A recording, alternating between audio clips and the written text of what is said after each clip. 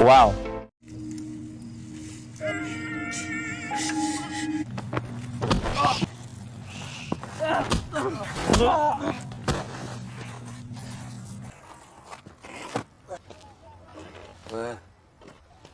아, 내가 미안해, 제발. Yo, what's up brother and sister semuanya? Yoi, di video kali ini akan ada silaturahmi kelamin. Nah, lu kaget kan volume belum dikecilin? Di film kali ini menceritakan seorang siswa yang balas dendam karena selama di sekolahnya selalu dibully. Dan untuk menghentikan pembulian itu, dia rela pacarnya di... Nah, gimana keseruannya? Langsung saja kita ucapkan secara serentak ciri khas channel ini. Hiji, loro, telu, dao.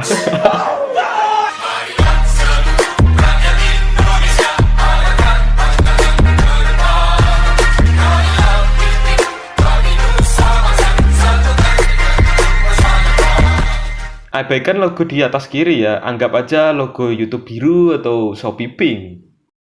Langsung saja di film ini kita berfokus pada Jae-jung, Iki rupane. Di awal film diperlihatkan seorang siswa yang berangkat pagi di sekolahnya untuk menaruh minuman di loker siswa lain. Saat pagi tiba, Yang Hun dan Yong Yu, Iki rupane, tanpa ia sadari, minuman yang ia minum sudah tercampur pestisida. Pestisida. Nah itu. Aduh, jadi keinget kopi pestisida cuy. Beberapa tahun yang lalu, kalian ada yang inget gak? Nah, ini ulah Samsul, Iki rupane. Nama aku ubah karena tidak terlalu penting di film ini. Dan memudahkan pengarangnya blog. Karena tadi Yonggyu meminum sampai habis, ia harus dilarikan ke rumah sakit. Sedangkan Yang Hun hanya beberapa teguhan. Jadi nggak sampai dibawa ke rumah sakit. Boleh juga nih anak. Atas kejadian tadi, sekolah memanggil polisi dan detektif untuk mengupas siapa di balik dalang tadi. Karena di film ini Jo Jae diperankan lemah lembut, culun, baik hati, dan tidak sombong, ia selalu menjadi suruhan Yang Hun. Ini contohnya. Saat pelajaran biologi tentang reproduksi kesukaan para pria yang bikin mata jreng melek dadi ra ngantuk, Yang Hun menyuruh Jo Jae untuk membeli roti. Namun, saat di perjalanan dia ketemu dengan detektif dan kepala sekolah yang membuatnya gagal membeli roti. Saat di toilet, bahkan nih, detektif tahu kalau mereka berdua dijadiin babu. Ternyata nggak OSIS doang ya yang dijadiin babu. Nggak bercanda. Singkat cerita, saat di kelas, ia kembali disuruh untuk membeli roti dalam waktu 3 menit. Namun, roti yang ia bawa sudah dingin karena saat di oven dia mengkorupsi 10 detik. For your info, Yang Hun takut kepada Yonggyu, nampak pada scene ini.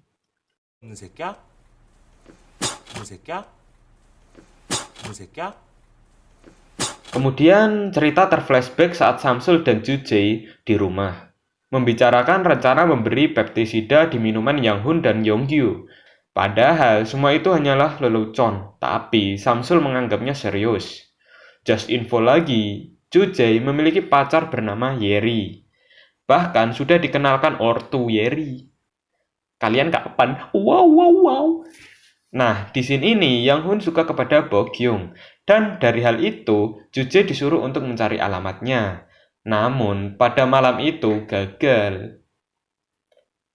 Saat ingin memberitahu Yang Hun dengan menelponnya, ia tidak mematikan teleponnya karena ingin membahas saat di kamar. Nah, ini hal fakta yang membuat kalian akan sedikit terkejut ya. Bahwa... 머리 좀 만지지 마요. 고개를 못 들어 이 자식아.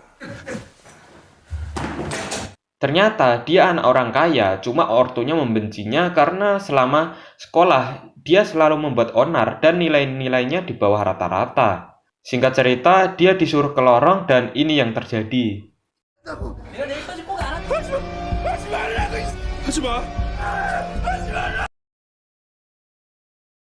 Sebenarnya Jo Jae ingin pindah sekolah, namun dirinya tidak memiliki nilai yang bagus dan uang yang cukup untuk pindah ke sekolah yang lainnya. Setelah berhasil mendapatkan alamatnya, lalu Jo Jae diberikan misi kedua, yaitu memberitahu kode pintunya. Padahal pintunya pakai kunci. Bego bedah. Alhasil saking pintarnya nggak kayak yang nonton ya kan. Nggak. Lantas kemudian Joje mengakali dengan memfoto pintu kamarnya sendiri. Singkat cerita, di sisi lain Yongkyu alias pemimpin sekolah sebenarnya telah bangun dari komanya karena kebanyakan ngepush mitik. Padahal stuck di epic. Iya.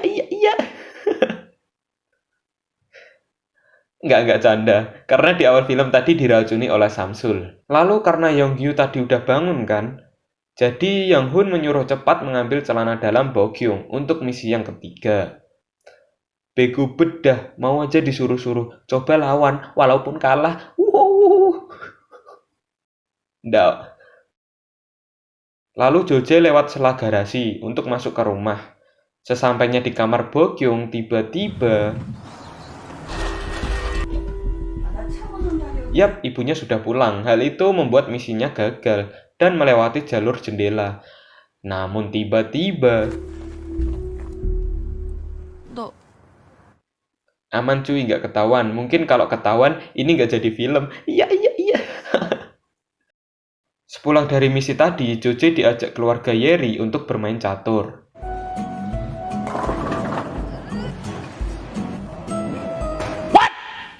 Esoknya, Yang Hun tidak tahu bahwa Bokyung dengan Yeri mirip. Baru gegere diurak-urak. Tulisan di punggungnya dengan arti subscribe dititip pindah geger. Besoknya, tanpa basa-basi, Joje memberitahu kalau Yeri dan Bokyung mirip. Padahal, itu adalah masalah terbesar yang membuat film ini dibuat. Oh ya, untuk catatan, setelah mereka kenal Yeri, jangan menyuruh Joje lagi. Besoknya, saat mereka tahu bahwa Yeri benar-benar mirip Bokyung, cuma beda sifat aja ya. Untuk yang Yeri itu sedikit polos. Di basa-basi itu karena tahu Yeri tinggal sendirian, malamnya Joje menipu bahwa hari ini ulang tahunnya agar mendapatkan belas kasihan dari Yeri. Yap, benar, kedua anak haram tadi datang dengan membawa Amer dengan merek Nutrisari. Malam pun tiba. Karena di permainan Yeri kalah terus, kertas batu gunting ya kan, dia disuruh minum terus sampai ngefly dan pergi ke kamar untuk istirahat. Kemudian terjadilah silaturahmi kelamin. Setelah kejadian tadi malam, Joje hanya bisa menyesal karena jika membalas inilah yang akan terjadi.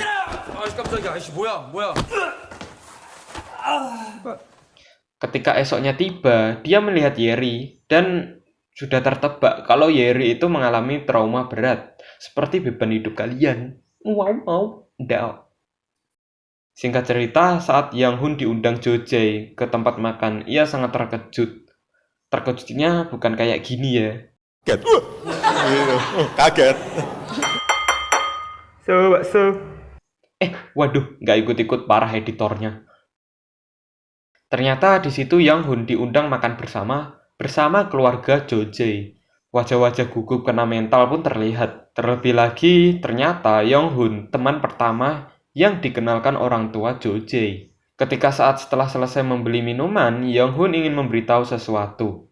Tapi berhenti pada pola HP-nya yang belum selesai. Ini akan ada hubungannya di akhir film nanti. Betapa tainya si anak dajjal ini memberitahu video silaturahmi kepada Joje. Hal itu membuat sangat terpukul. Wait, bukannya keperawanan di Korea itu bukan hal yang tabu lagi ya? Besok paginya ketika kelas sepi karena pelajaran olahraga, Joje langsung mengcopy video enak-enak tadi malam. Di lain sisi, babu baru dari Yang Hun disuruh mengambil ponsel dan mencari Joje. Nyaris sekali pemirsa, untung nggak ketahuan. Deg-degan cok nih gini. Sepulang sekolah, malamnya Joje memberitahu video itu kepada Yongkyu.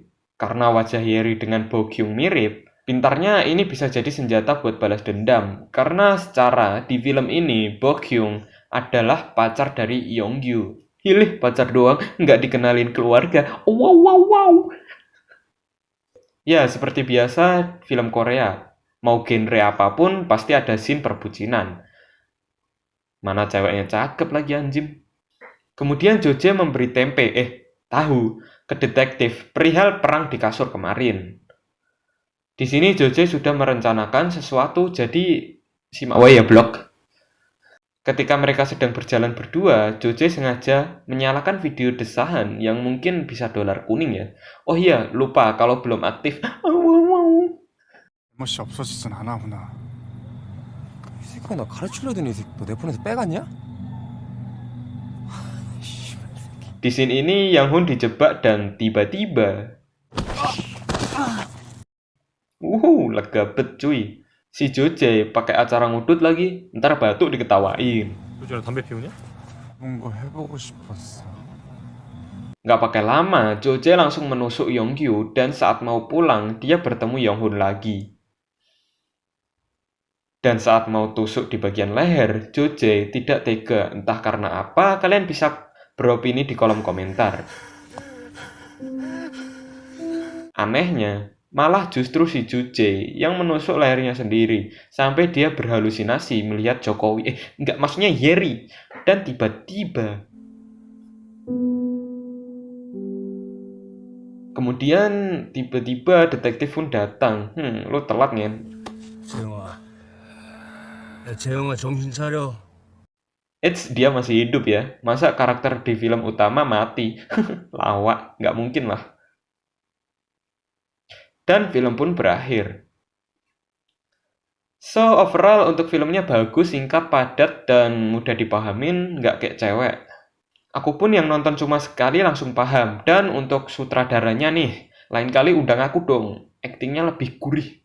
Enggak. So, yang bisa kita ambil dari film ini yaitu nggak usah bully-bulian anjim. Sejago apa sih lo? Sini adu mekanik. So, makasih banget yang udah nonton. Aku Erlangga. See you in the next alur film lainnya. Kalian boleh request di bawah. Goodbye.